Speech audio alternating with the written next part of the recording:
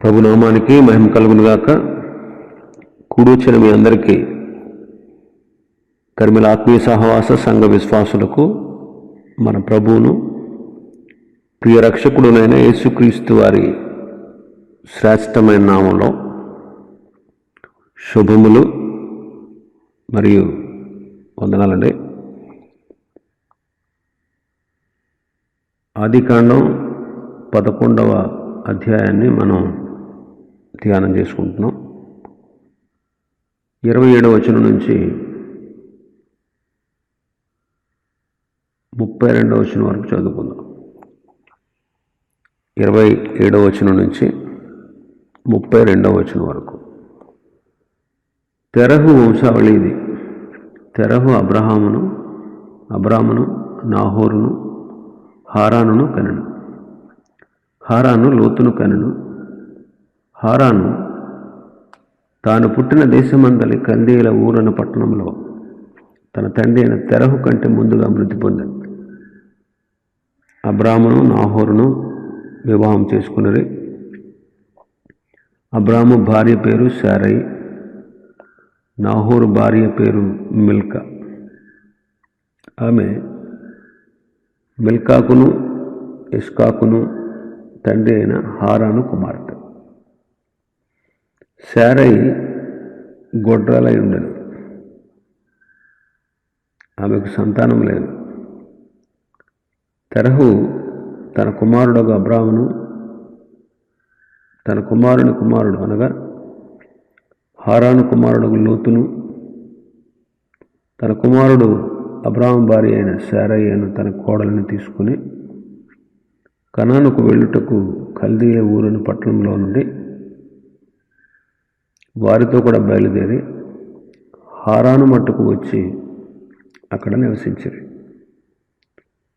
తెరహు బ్రతికిన దినములు 205 ఏండ్లు. తెరహు హారానులో మృతి పొందాడు. హారానుకు వచ్చినటువంటి అబ్రాము తెరహు వంశావళి గురించి చెప్పుకుంటున్నాం. తెరహు అబ్రామును నాహోరును హారానును కన్నాడు. హారాను లోతును కన్నాడు. హారాను వీళ్ళందరికంటే ముందు, తన తండ్రి కంటే కూడా ముందు మృతి పొందాడు. ఆ తర్వాత అబ్రహాము నాహోరులు వివాహం చేసుకున్నాడు. అబ్రహాం భార్య పేరు శారయి, నాహోరు భార్య పేరు మిల్కా.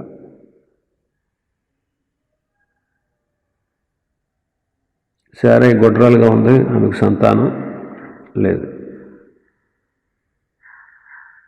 తెరహు తన కుమారుడు అబ్రహాంని, లోతుని, అబ్రహాం భార్య అయిన శారాను తీసుకుని కనాను వెళ్ళడానికి కల్దీల దేశంలో ఉన్నటువంటి ఊరు, అదొక పట్టణం అన్నమాట. ఊరు అనేది ఒక పట్టణం.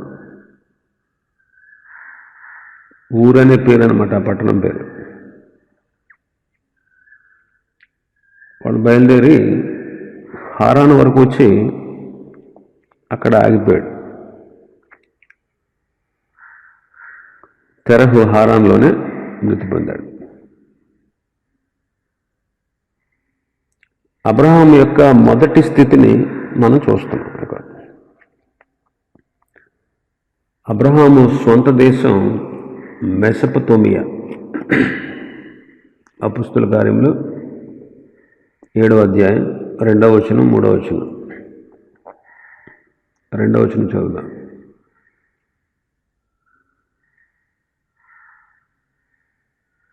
అందుకు స్తెఫను చెప్పినదేమనగా, సహోదరులారా, తండ్రులారా, వినుడి.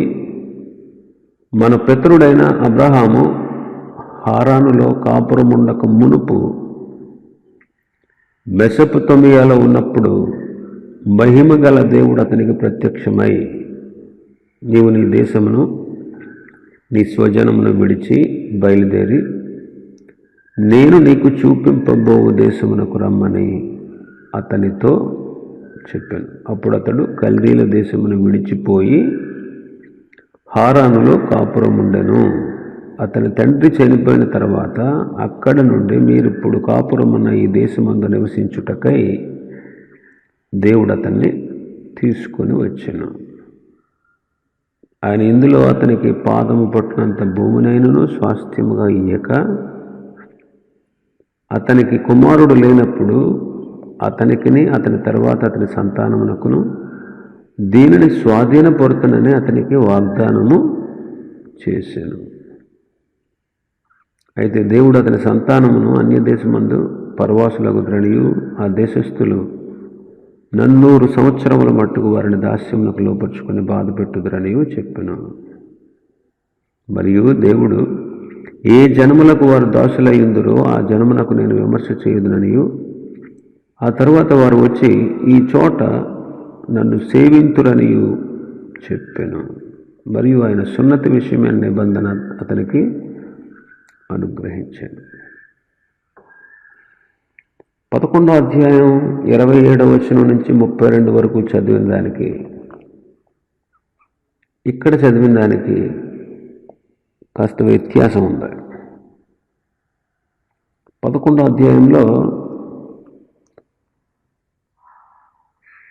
నాహోరు తెరహు అబ్రహామును, నాహోరును, హారాన్ను కన్నాడు. తెరహే తన కుమారుణ్ణి అబ్రహాముని, తన కుమారుడైన లోతుని, తన కోడల్ని తీసుకుని బయలుదేరి కనాను దేశానికి వెళ్ళడానికి బయలుదేరి వచ్చినట్టు హారాను వరకు వచ్చి అక్కడ ఆగిపోయినట్టు, హారానులో ఈ తెరహు చనిపోయినట్టు మనం చదివాం. అయితే యాక్చువల్గా తెరహును పిలిచాడా దేవుడు, అబ్రహామును పిలిచాడా అనేది అక్కడ క్లియర్గా లేదు. ఆదికాండం 11వ అధ్యాయంలో, అపోస్తలుల కార్యం 7వ అధ్యాయంలో క్లియర్గా ఉంది. 2వ వచనంలో, మన పితరుడైన అబ్రహాము హారానులో కాపురముండక మునుపు మెసొపొతేమియాలో ఉన్నప్పుడే మహిమ గల దేవుడు అతనికి ప్రత్యక్షమయ్యాడు. ఇప్పుడు చెప్పండి, తెరహుకు దేవుడు ప్రత్యక్షమయ్యాడా, అబ్రహాముకు ప్రత్యక్షమయ్యాడా? అబ్రహాముకే ప్రత్యక్షమయ్యాడు. కానీ అక్కడ అబ్రహాముకు ప్రత్యక్షమైనట్టు క్లియర్గా రాయబడలేదు. ప్రత్యక్షమైంది అబ్రహాముకే, కానీ పెత్తనం చేసింది తెరహు. అందుకే ఆ ప్రయాణం కనాను వరకు సాగలేదు, హారాను వరకు వచ్చి ఆగిపోయింది. అదనమాట. దాని గురించి వివరంగా తెలుసుకుందాం. అయితే అబ్రహాము యొక్క మొదటి స్థితి గురించి మనం మాట్లాడుకుంటున్నాం. అబ్రహాము సొంత దేశం మెసొపొతేమియా.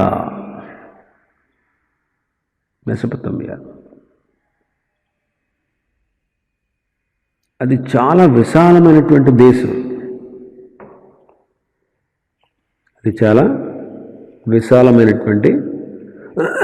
దేశం అన్నమాట. చాలా విశాలమైన దేశం.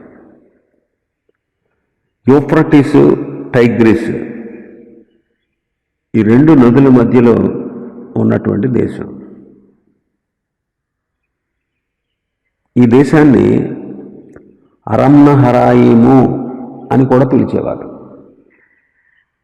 అరమ్నహరాయిము అనే పేరుతో కూడా పిలిచేవారు. ప్రస్తుతం ఈ దేశాన్ని ఇరాక్ అనే పేరుతో పిలుస్తున్నారు. సద్దాం హుస్సేన్ తెలుసు కదా, ఇరాక్ అధ్యక్షుడు ఒకప్పుడు. ఇరాక్ ప్రస్తుతం దేశాన్ని ఇరాక్ అనే పేరుతో పిలుస్తున్నారు. పూర్వం 2 పేర్లు, మెసొపొతేమియా, అరమ్నహరాయిము అనే పేర్లతో పిలిచేవారు. ప్రస్తుతం దీన్ని ఇరాక్ దేశం అని పిలుస్తారు. ఆ దేశంలో దక్షిణ భాగాన కల్దీయులు, ఉత్తర భాగాన అషూరీయులు నివసించేవారు. కల్దీయులు, అషూరీయులు. ఇది చాలా విశాలమైన దేశం అన్నమాట. ఆ దేశంలో అబ్రహాం యొక్క సొంత పట్టణం, దాని పేరు ఊరు. పట్టణం పేరే ఊరు. అబ్రహాం సొంత పట్టణం పేరేంటి? ఊరు. ఊరంటే ఏదో ఒక ఊరు అనుకున్నారు, కానీ ఊరు అనేదే ఒక పేరు అనమాట. ఆ పట్టణానికి ఊరు అని పేరు. ఇది చాలా పురాతనమైనటువంటి పట్టణం. అది నేటికి నిలిచి ఉంది. ప్రస్తుతం ఈ పట్టణం పెద్ద రైల్వే జంక్షన్గా ఉందండి. ప్రస్తుతం ఈ పట్టణం పెద్ద రైల్వే జంక్షన్.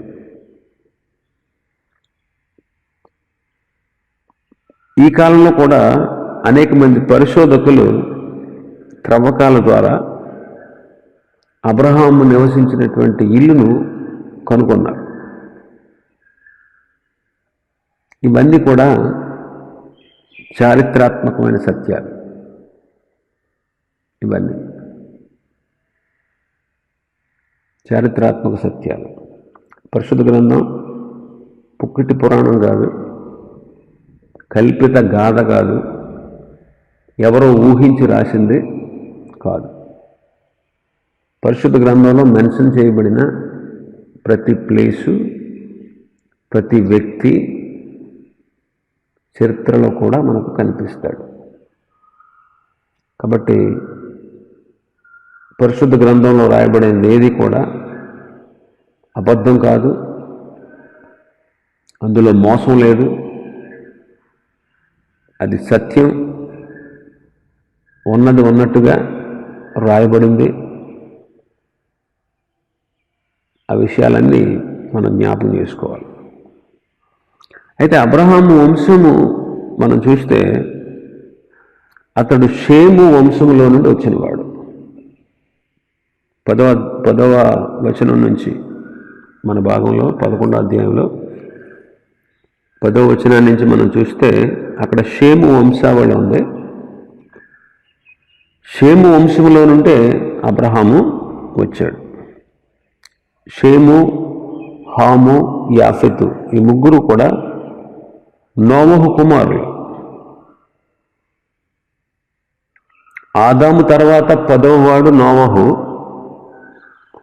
నోవహు తర్వాత 10వ వాడు అబ్రహాము. ఆదాము తర్వాత 10వ వాడు నోవహు.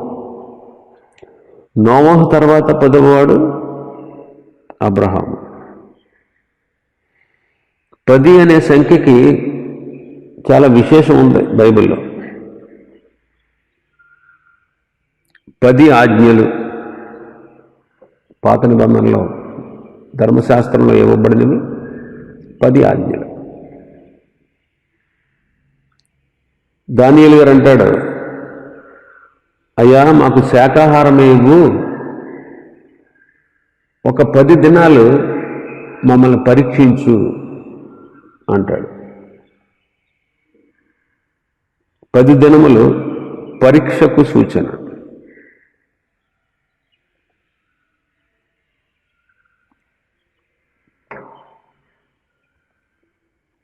వాళ్ళందరికీ శాకాహారం ఇచ్చిన తర్వాత రాజు పరీక్ష చేశాడంట. వాళ్ళందరికీ శాకాహారం ఇచ్చాక రాజు అందరిని పరీక్ష చేస్తే ఒకసారి చదువుదాం. దానియేలు గ్రంథం 1వ అధ్యాయం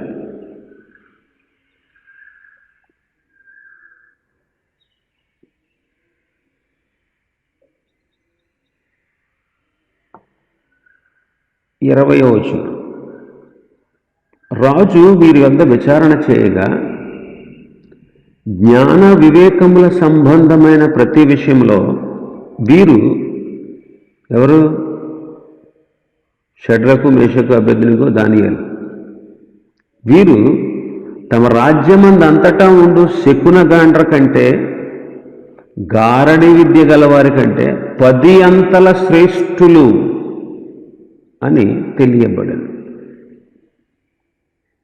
14వ వచనంలో, అందుకు అతడు ఈ విషయంలో వారి మాటకు సమ్మతించి 10 దినముల వరకు వారిని పరీక్షించును.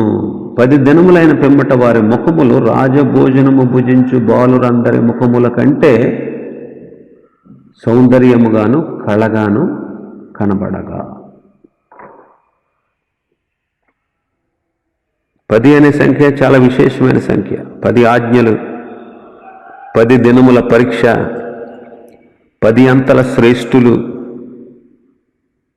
10 మంది కన్యకలు, 10 దినములు శ్రమ. ప్రకటన గ్రంథం అంటాడు కదా, ప్రకటన గ్రంథం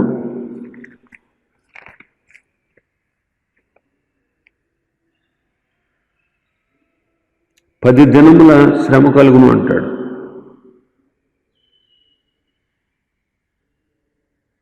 10వ వచనం 2వ అధ్యాయం ప్రకటన 2:10.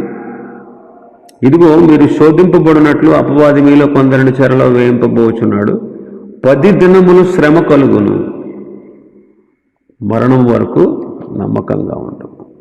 ఆ కాలంలో 10 దినముల శ్రమ అంటే సంఘం ప్రారంభించబడిన మొదటి 2, 3వ శతాబ్దంలో జరిగినటువంటి భయంకరమైనటువంటి హింసలు. 10 దినములు అంటే 10 మంది రాజులు అని అర్థం. 10 మంది రోమా సామ్రాజ్య రాజులు ఈ క్రైస్తవుల్ని చాలా చిత్రహింసలు పెట్టారు. మొదటి శతాబ్దం చివరి నుండి 3వ శతాబ్దంలో వరకు, 3వ శతాబ్దం మధ్య వరకు కూడా వాళ్ళు ఎన్నో శ్రమలు పొందారు. 10 మంది రాజుల చేత ఆనాటి క్రైస్తవులు చిత్రహింసలు పొందారు. అది 10 దినముల శ్రమ. 10 దినముల శ్రమ.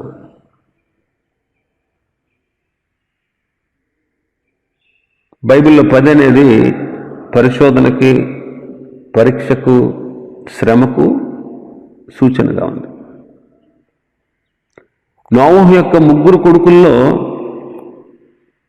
విశేషంగా ఆశీర్వదించబడినటువంటి వాడు షేము. విశేషంగా ఆశీర్వదించబడినటువంటి వాడు షేము.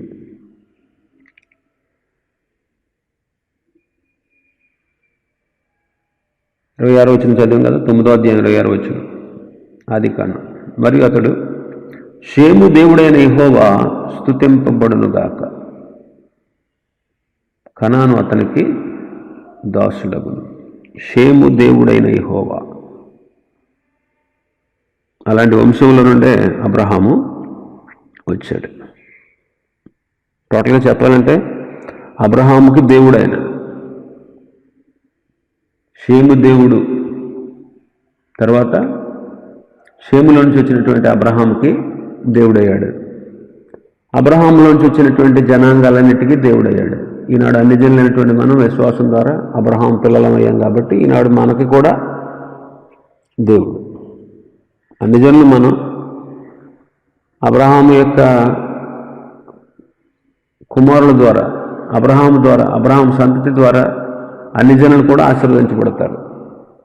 విశ్వాస సంబంధులే అబ్రహాం పిల్లలు. మనం ఈనాడు విశ్వాసాన్ని కనపరుస్తున్నాం దేవుని పట్ల కాబట్టి మనం దేవుని పిల్లలం. అబ్రహాం పిల్లలమయ్యాం. అబ్రహాము దేవుడు మన దేవుడయ్యాడు. అబ్రహాముకి దేవుడు కాబట్టి ఆయన ఈనాడు మనకు కూడా దేవుడయ్యాడు. ఇది గొప్ప అదృష్టం, ఇది గొప్ప ధన్యత. యెహోవా తమకు దేవుడుగా గల జనులు ధన్యులు. ఎంత గొప్ప మాట అండి! ఇంత గొప్ప దేవుడు మనకు దొరికాడండి. ఇంకా చాలామందికి దొరకలేదు. ఆయన వెతికితే దొరికేవాడు, దొరకకుండా దాక్కునేవాడు కాదు. మనకు దొరికాడు. ఇది మన గొప్ప ధన్యత. ఇంకా మనం చూస్తే అబ్రహాము యొక్క మతం,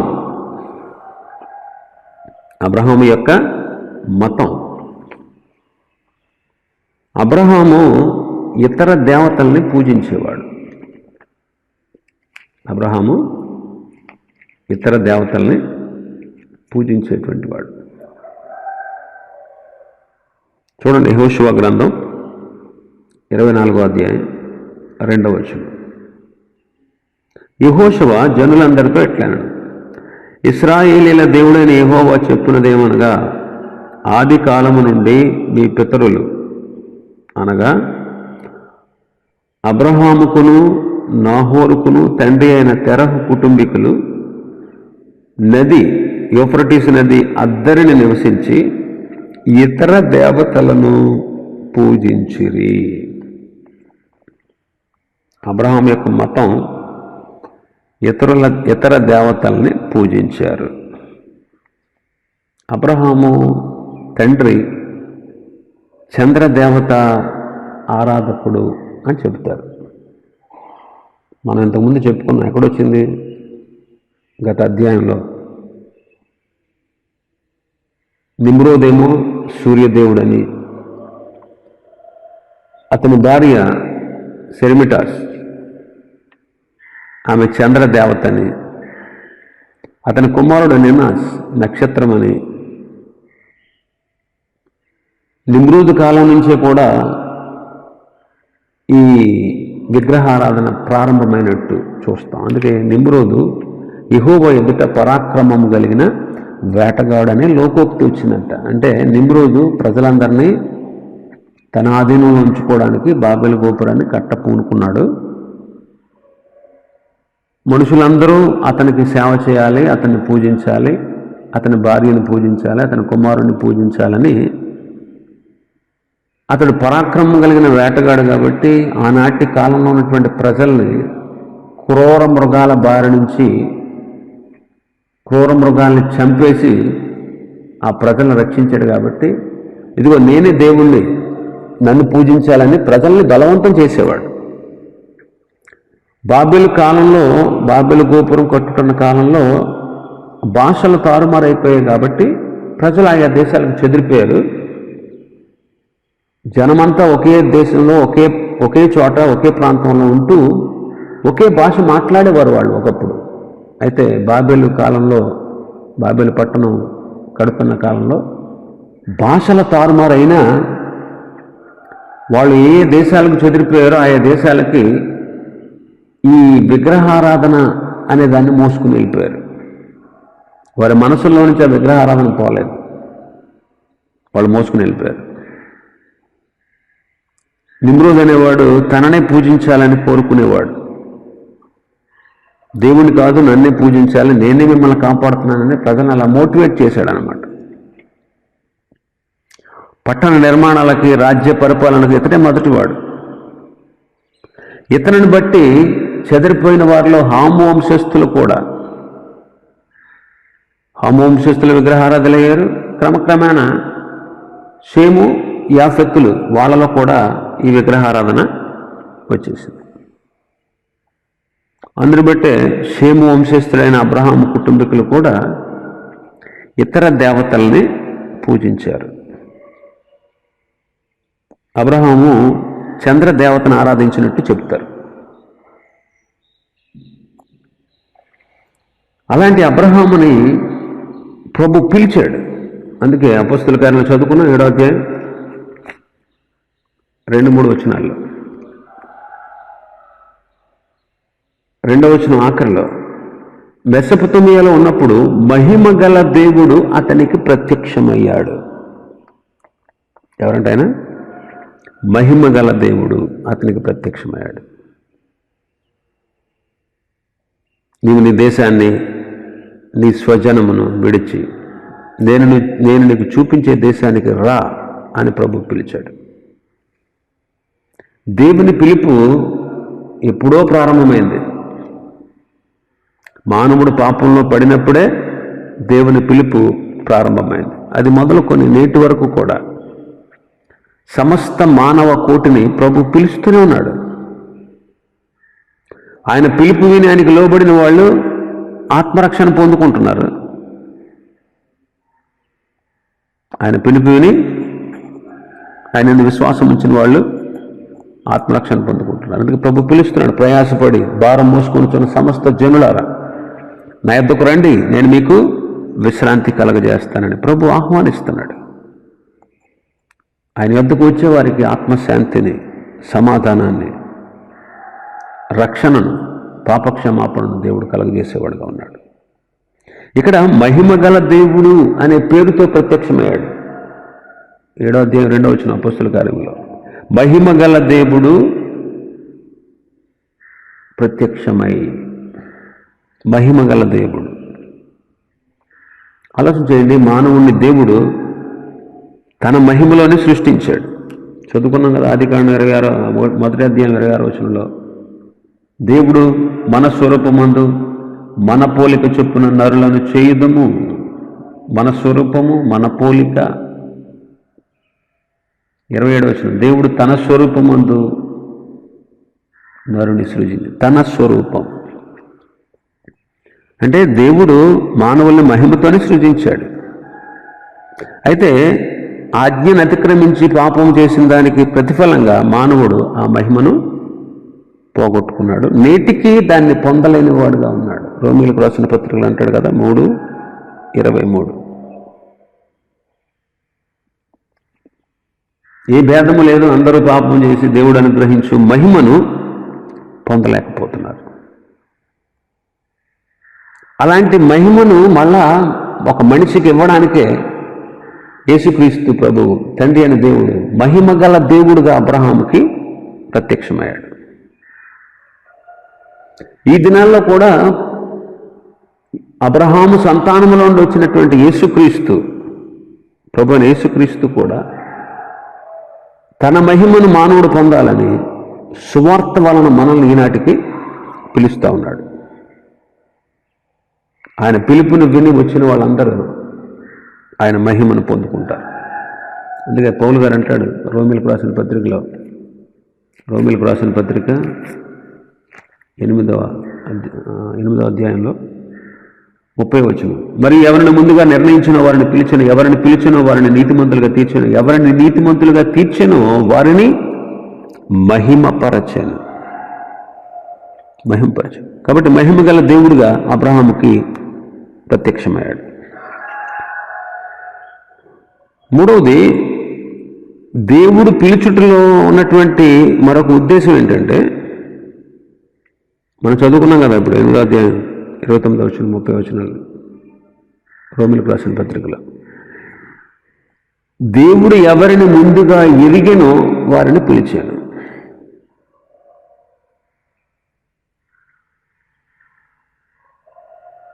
దేవుడు ఎవరిని ఎరిగి ఉంటాడు? ఎవరు దేవుని యందు విశ్వాసం ఉంచుతారో వాళ్ళని ఎరిగి ఉంటాడు.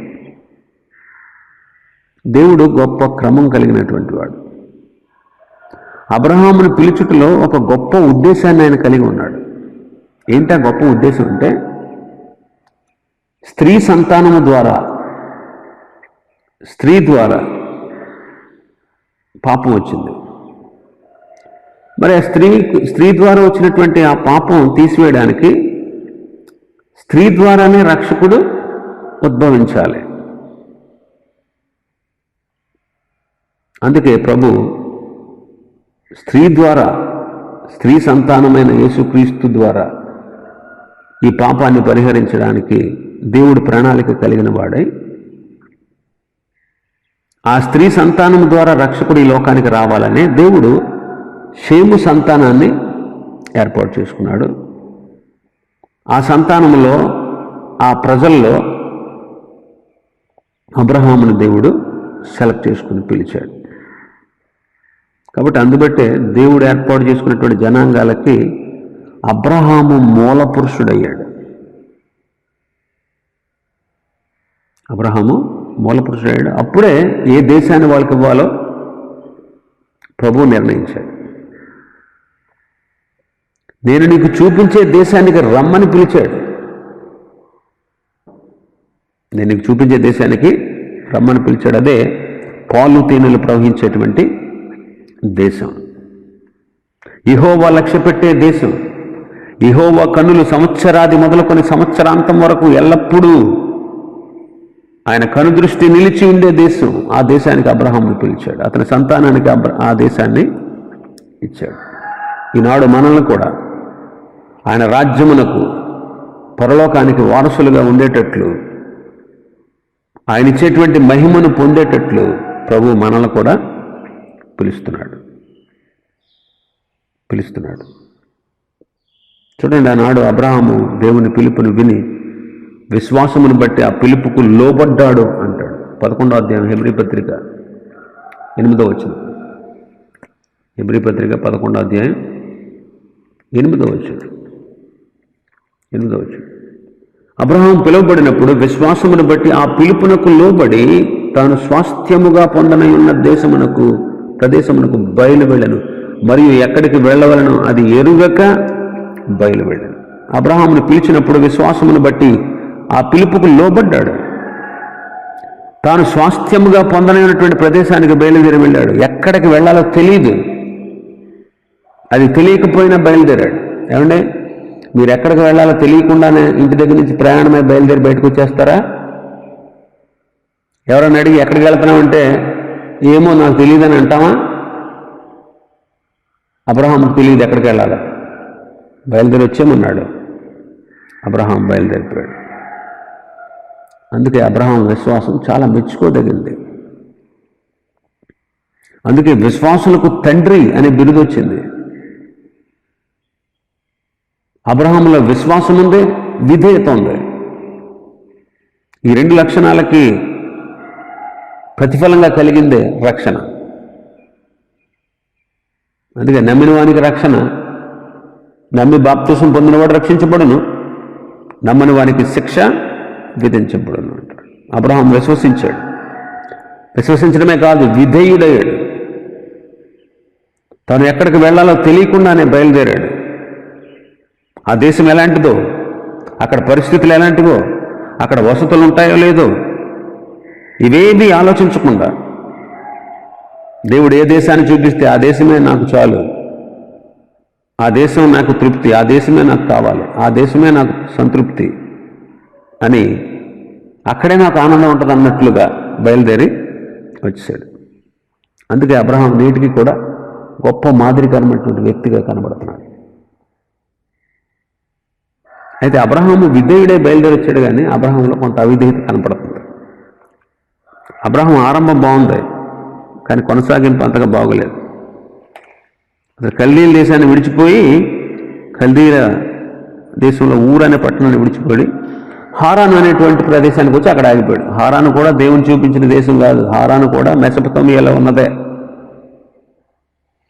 మెసొపొతామియా దేశానికి సంబంధించిందే. మనం చదువుకున్న ఆదికాండం మన భాగంలో మనం చదువుకున్నాం కదా. ఇక్కడ కూడా అపొస్తలుల కార్యంలో కూడా ఉంది కదా, హారానులో కాపురం ఉన్నాడు. 4వ వచనం, కల్దీల దేశంలో విడిచిపోయి హారానులో కాపురం ఉన్నాడు. అతని తండ్రి చనిపోయాక అక్కడి నుంచి ఇప్పుడు మీరున్నటువంటి ఈ దేశానికి అబ్రహాముని దేవుడు తీసుకొచ్చాడు అంటాడు.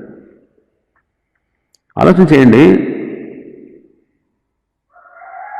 నీ తండ్రి ఇంటి వారిని విడిచిపెట్టి రమ్మని ప్రభు చెప్పాడు. తండ్రి ఇంటి వారు అందరితో కలిసి వచ్చినట్టు మనం 31వ వచనంలో కనబడతాం. అసలు అబ్రహాం తండ్రి అయిన తెరహు ఇక్కడ నడిపించినట్టు ఉంది, అబ్రహాం నడిపించినట్టు లేదు. తెరహు నడిపించినట్లుగా ఉంది.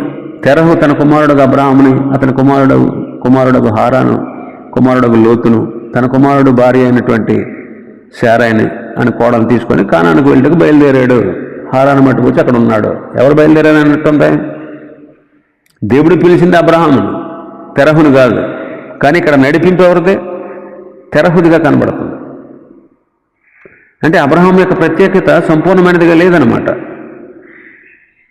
కల్దీ దేశాన్ని విడిచిపెట్టాడు కానీ మెసొపొతామియాని విడవలేదు. తండ్రి ఇంటి వారిని విడిచిపెట్టమన్నాడు కానీ తండ్రి ఆధిపత్యం వహిస్తున్నాడు.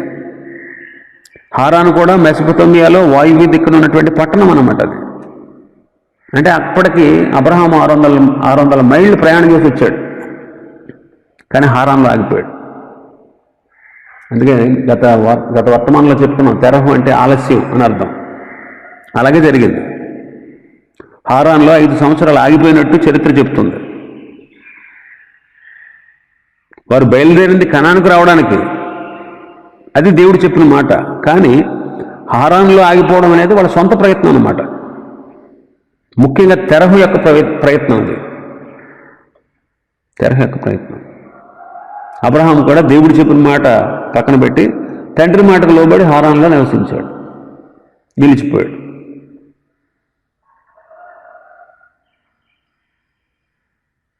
దేవుడు చెప్పిన మాట పూర్తిగా మనం విధేయత చూపించకపోతే మనకు కూడా నష్టమే. ఇశ్రాయేలీలు కూడా ఐగుప్తు దేశం నుంచి కనాను దేశానికి వెళ్ళడానికి బయలుదేరారు. కానీ అరణ్యంలో 40 ఏళ్ళు సంచారం చేశారు. కారణం వాళ్ళ అవిధేయత, వాళ్ళ యొక్క అవిధేయత. బయలుదేరారు కానీ అవిధేయులై 40 సంవత్సరాల అరణ్యంలో సంచరించాల్సి వచ్చింది. లోతు భార్య కూడా సొదొమను విడిచి బయటకు వచ్చింది, కానీ మధ్యలోనే ఉప్పు స్తంభం అయిపోయింది. 7 దినాల్లో చాలామంది దేవుని పిలుపు వింటున్నారు, కానీ ఆత్మీయతలో ఎదగవలసినంతగా వాళ్ళు ఎదగలేకపోతున్నారు, ఆగిపోతున్నారు. ఎంతకాలం ఉన్నా సరే మరుగుజ్జోళ్ళలాగా ప్రార్థన ఉండదు, వాక్య పఠనం ఉండదు, భక్తి ఉండదు, విశ్వాసం ఉండదు, నీతి ఉండదు, పరిశుద్ధత ఉండదు. అలాగే ఉంటారు. రక్షించబడిన కొత్తలు ఎలా ఉన్నారు ఇప్పటికీ అలాగే ఉంటారు. ఇంకా భక్తి చల్లారిపోతూ వెనకబడిపోతూ పసిపిల్లలాగా మరుగుజ్జోళ్ళలాగా అయిపోతూ ఉంటారు. కొరింథీయులతో అంటాడు పౌలు గారు, మీరు పసిపిల్లలు ఇంకా అంటాడు. చూడండి ఒకసారి కొరింథీయులకు రాసిన మొదటి పత్రిక 3వ అధ్యాయం.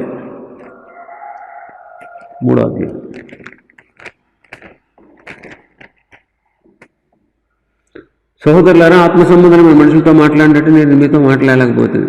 ఎందుకంటే మీరు శరీర సంబంధమైన మనుషులు, పసిబిడ్డలు, కాబట్టి మీతో అలా మాట్లాడాల్సి వచ్చింది. అప్పట్లో మీకు బలం చాలలేదు తినడానికి, బలమైన ఆహారం తినడానికి మీకు బలం ఉండదని పాలతో మిమ్మల్ని పెంచాను. అన్నంతో పెంచలేదు. ఎందుకంటే శరీర సంబంధమైనటువంటి వాళ్ళు ఇప్పుడు కూడా అలాగే ఉన్నారు, బలహీనంగా ఉన్నారు. మీలో అసూయ ఉంది, కలహం ఉంది, శరీర సంబంధమైన మనుషుల రీతిగా నడుచుకుంటున్నారు. మీలో భేదాభిప్రాయాలు ఉన్నాయి. ఒకడు నేను పౌలు వాడిని అంటున్నాడు, ఒకడు నేను అపోలో వాడిని అంటున్నాడు. ప్రకృతి సంబంధమైన మనుషుల్లాగా మాట్లాడుతున్నారు. అపోలో ఎవడు, పౌలు ఎవడు, వీళ్ళందరూ పరిచారకులే కదా.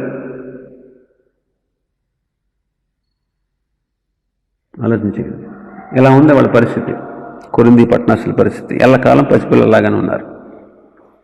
హెబ్రీ పత్రికలో అంటాడు 5వ అధ్యాయంలో, మీరు ఇంకా పాలు తాగవలసిన వాళ్ళు కానీ బలమైన ఆహారం తినడానికి మీకు అవకాశం లేదు. ఎందుకంటే మీరు సరిపోరు, బలమైన ఆహారం తినడానికి మీరు ఆరాయించుకోలేరు, ఇంకా పాలు తాగే వాళ్ళలాగానే ఉన్నారు మీరు అంటాడు. గలతీయుల్లాగా ఆరంభంలో చాలా బాగా పరిగెత్తారు, కానీ ఆగిపోయారు. గలతీ పత్రిక 3వ అధ్యాయం అంటాడు. ఆలోచించండి, ఇలా ఉండడం దేవుని చిత్తం కాదు. ఇలా ఉండటం వల్ల మనమే నష్టపరుచుకుంటాం. అబ్రహాము జీవితంలో 5 ఏళ్ళు దేవుడిచ్చి ఆశీర్వాదాలు కోల్పోయాడు.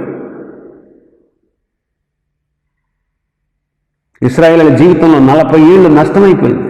40 ఏళ్ళు పాలు తేనెలు ప్రవహించే దేశంలో ఉండి సౌఖ్యాలు పొందుకుని, ఆశీర్వాదాలు పొందుకుని అభివృద్ధి చెందాల్సిన వాళ్ళు 40 ఇయర్స్ అభివృద్ధి ఆగిపోయింది.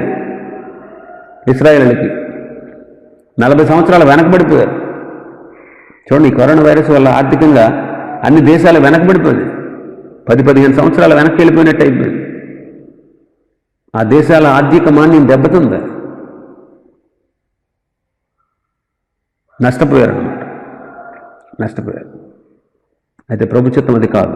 మనం దేవుని వాక్యం ఎదగాలి. ఎల్లప్పుడూ పాలు తాగేవాళ్ళుగా ఉండకుండా, చిన్నపిల్లలాగా ఉండకుండా, పసిపిల్లలుగా ఉండకుండా బలమైన ఆహారం తింటూ మనం రక్షణలో ఎదగాలి. అందుకే పేతురు గారు అంటాడు, పేతురు రాసిన మొదటి పత్రిక 2వ అధ్యాయం,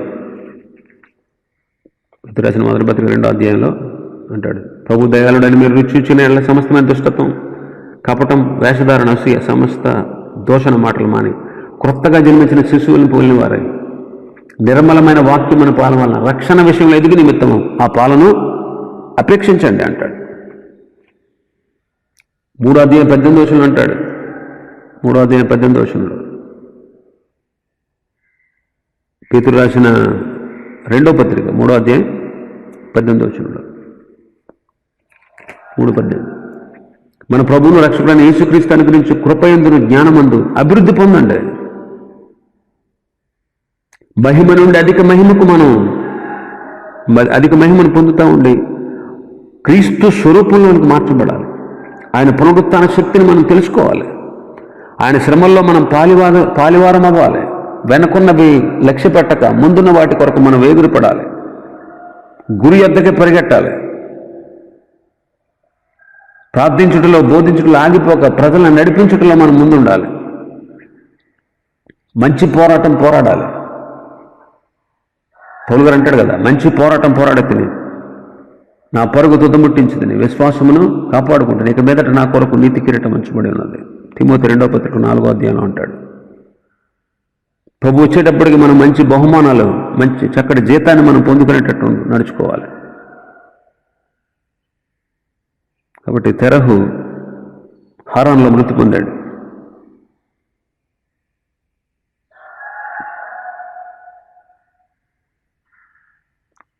కొందరు ఆలస్యం చేస్తూ వారి జీవితాలను నష్టం పాలు చేసుకుంటున్నారు.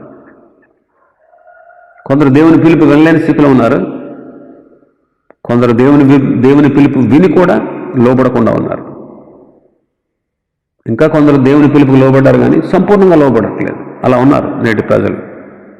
అయితే కొంతమంది దేవుని పిలుపు సంపూర్ణంగా లోబడి దూరంతలుగా ఫలిస్తూ ఉన్నారు.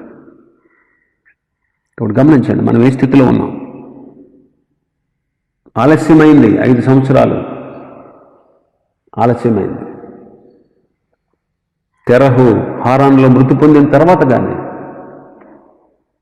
అక్కడి నుంచి అబ్రహాం ప్రయాణం ముందుకు సాగలేదు. అబ్రహాము తాను, దేవుడు తనని పిలిచాడు. అబ్రహాము చెప్పినట్టు వాళ్ళు వినాలి అసలు. కానీ లోకరీతిగా అబ్రహాముకు తండ్రి కాబట్టి అతను నడిపిస్తే నడిచినట్టు అబ్రహామును మనం చూస్తున్నాం. ఎవరైనా ఈ లోకంలో ఎంత గొప్పవాళ్ళైనా దేవుడి కంటే ఎక్కువ కాదు. దేవుడి కంటే ఎక్కువ కాదు. దేవుడు నిన్ను నడిపించినట్టు నడవాలి. మనుషులు నిన్ను నడిపించినట్టు నడవకూడదు. దేవుని నడిపింపులో నువ్వు ఉండాలి, మనుషుల నడిపింపులోనికి రాకూడదు. దేవుని చేతిలో నువ్వు ఉండాలి, మనుషుల చేతిలోకి వెళ్ళకూడదు. దేవుడు చెప్పినట్టు చేయాలి. మనుషుల పద్ధతిలో మాయోపాయాలు, వంచన, కుయుక్తి, తప్పుబోధలు ఇలాంటి వాటితో మనం నడుచుకోకూడదు. దీని విషయంలో మనం చాలా జాగ్రత్తగా ఉండాలి. కాబట్టి ఆలస్యమైంది. 5 సంవత్సరాల ఆశీర్వాదాలు, తండ్రి దగ్గర నుంచి, దేవుని దగ్గర నుంచి పొందాల్సిన ఆశీర్వాదాలు అబ్రహాం పొందలేకపోయాడు.